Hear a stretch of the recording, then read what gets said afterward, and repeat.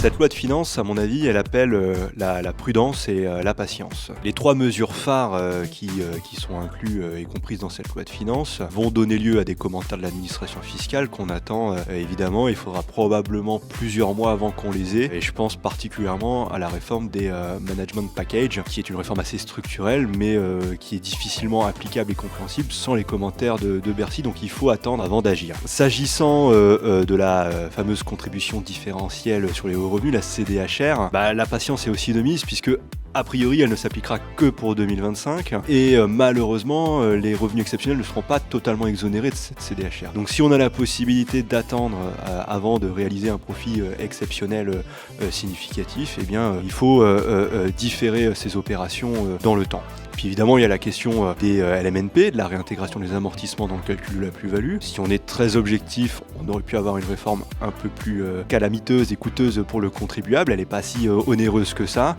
Et donc, il ne faut pas s'affoler, il ne faut pas commencer à vendre son patrimoine immobilier. Il faut regarder les textes en profondeur, les analyser les impacts avant de prendre des décisions. Donc, avant tout, de la prudence et de la patience.